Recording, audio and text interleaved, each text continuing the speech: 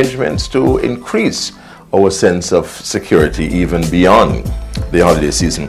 And reading from a press release which was sent out from your recent press conference, Mr. Hines, it says that the JCF is moving to create a Metropolitan Police Motorized Division involving St. Andrew North, St. Andrew Central, Kingston Western, Kingston Eastern, and Kingston Central, while Highway Patrol, which is normally supervised by area officers, will be devolved to divisional commanders. Could you tell us more about this thrust? We have developed two basic levels of patrols. Level 1, which is high visibility, and level 2, which is hotspot policing. The reorganization of motorized patrol is aimed at creating a Metropolitan Motorized Patrol Division, which gives total coverage to St. Andrew North and the divisions in Area 4. Under one command that has total coverage for high visibility patrol.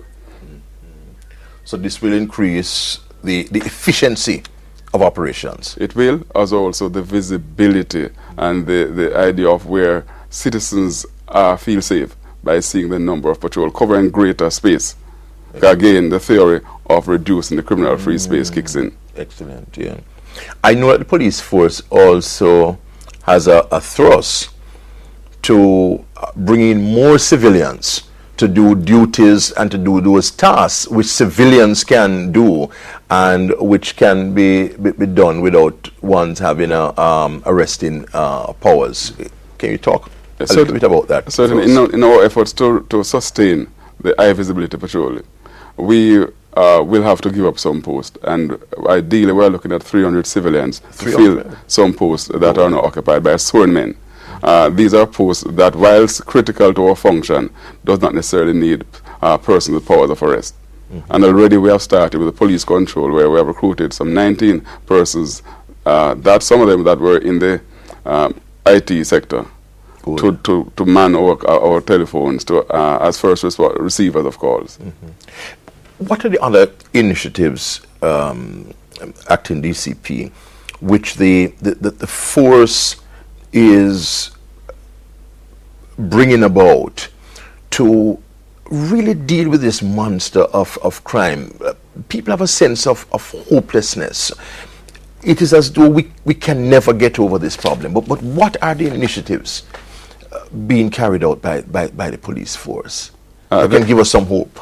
There are a range of things that we are doing. One of them is really to intensify our visibility on the streets. The other is to really build on our investigative capabilities, and the other is to enhance our intelligence gathering capabilities.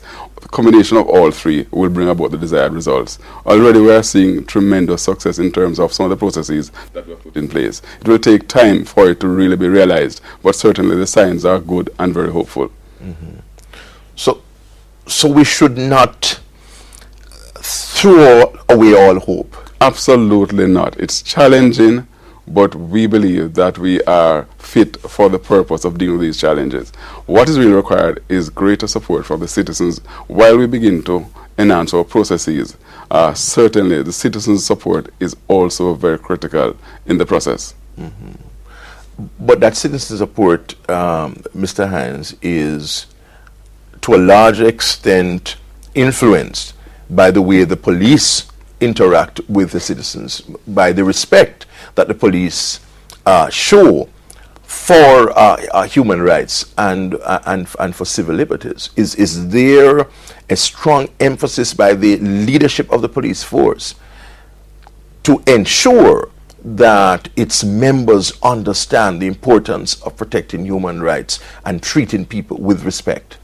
Absolutely. If you were to look at the Commissioner's 6 strategic priorities, you'll see where respect for human rights features prominently among those.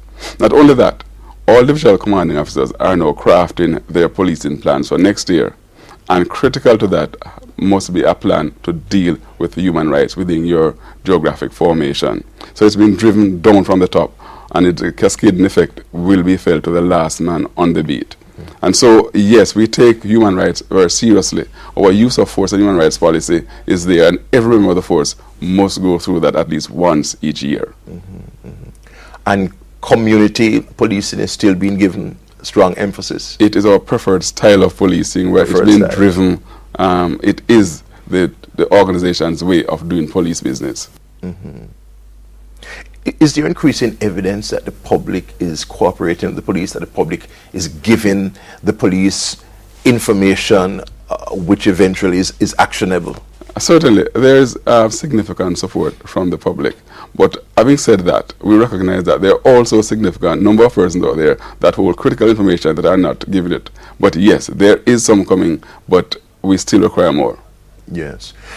What are some of the tips that we as citizens or ourselves can use to make ourselves safer during this season? The most fundamental one is to be aware of your surroundings. Persons are using cellular telephones and they are oblivious to everything else that's happening around them. Yes. That is a complete no-no. It's being aware of your surroundings, that if the environment change, you can spot it easily. That's one. Number two, do not be preoccupied with your shopping. Also give an eye out for persons who might be pretending to be shopping around you. Being alert can be exercised in many ways. If you're getting home at night, there are many things that you can do. You can call ahead to find out, if there's anyone lurking near your house, that someone can open the gate to allow you easy entrance to you. There are a number of things. It doesn't mean that because you have reached home that you must driving. You can circle your block to see that the surroundings is clear. There are a range of things that we can do. Do not advertise that you have properties. For example, if you go shopping, do not leave your purchases on the back seat of your car. What you're doing, you're advertising to somebody that in this car there are some articles that you can take. Key tips to bear in mind during this season. Thank you very much. Acting Deputy Commissioner of Police Glenmore Hines is responsible for operations in the JCF. All of us have responsibility for our own security, while we commend the efforts of the JCF. We thank you for your company as usual on Issues and Answers. Next Thursday we'll be back. Until then, Ian Bourne wishing you a pleasant evening.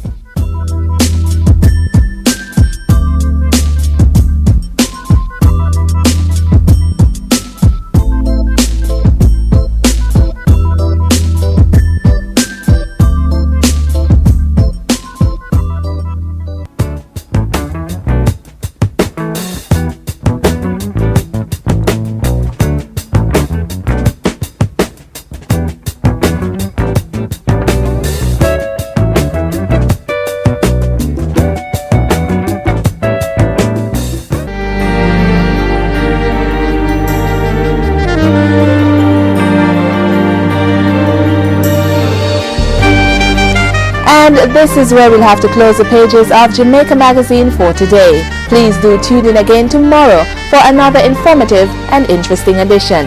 And remember, this and other programs can be viewed online at www.jis.gov.jm. While you're at it, give us your feedback at jamaicamagazine@jis.gov.jm. On behalf of the team here at the JIS, I'm Samantha Allen, wishing you and yours a peaceful evening. This has been a production of the Jamaica Information Service, the voice of Jamaica.